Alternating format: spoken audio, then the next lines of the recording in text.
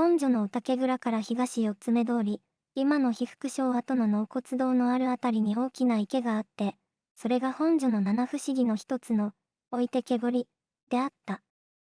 その池には船やナマズがたくさんいたので、釣りに行くものがあるが、一日釣って、さて帰ろうとすると、どこからか、置いてけ、置いてけという声がするので、気の弱いものは、釣っている魚をびくから出して逃げてくるが、気の強いものは、風か何かの具合でそんな音がするだろう、くらいに思って、平気で帰ろうとすると、三つ目小僧が出たり一つ目小僧が出たり、時とすると六六尾、時とすると一本足のからかさのお化けが出て道を塞ぐので、気の強いものも、それには震え上がって、魚はもとよりびくも釣り竿も放り出して逃げてくると言われていた。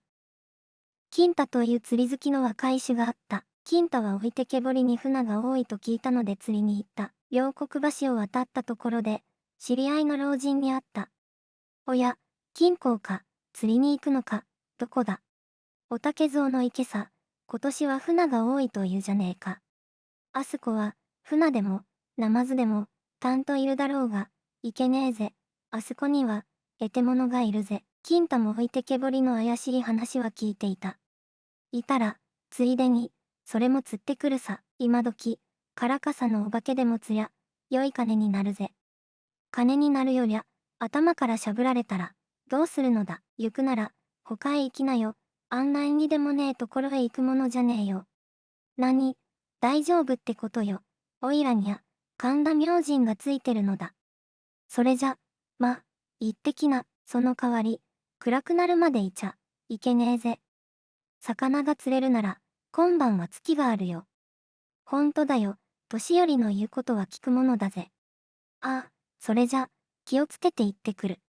金太は笑い笑い老人に別れて池へ行った。池の周りには出たばかりの足の葉が馬の微風にそよいでいた。金太は最初のうちこそお化けのことを頭に置いていたが、船が後から後からと釣れるので、もう他のことは忘れてしまって一生懸命になって釣った。そして、近くの寺から響いてくる鐘に気がついで顔を上げた。10日頃の月城が池の西側の足の葉の上にあった。金太はそこで3本やっていた釣り竿を上げて、糸を巻きつけ、それから水の中へつけてあったビクをあげた。ビクには一貫もん目余りの魚がいた。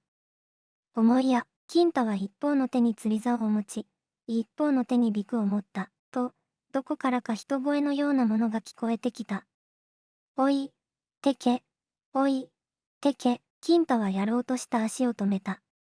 おい、てけ、おい、てけ、金太はたちまち、あざけりの色を浮かべた。何言ってやがるんだ。ふざけやがるな。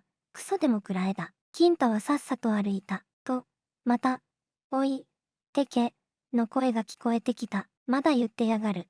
何言ってやがるのだ。こんなうまい船を置いてってたまるものけい。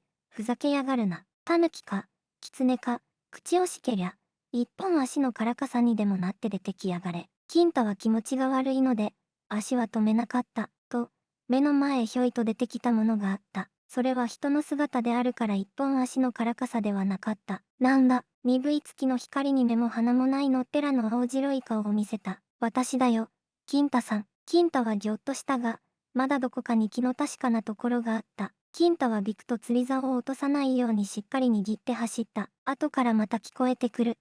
おい、てけ、の声。何言うんやがるのだ。金太はどんどん走って池のへりを離れた。来る時には気がつかなかったが、そのところに一軒の茶店があった。金太はそれを見ると、ほっとした。金太はつかつかと入っていった。おい、茶をいっぱい汲んで、あんどんのような薄暗い明かりのある土間の隅から、老人がひょいと顔を見せた。さあ、さあ、おかけなさいましよ。金太は入り口へ釣り竿を立てかけて、土間の横へ行って腰をかけ、手にしたビクを足元へ置いた。老人は金太をじろりと見た。釣りのお帰りでございますか。そうだよ。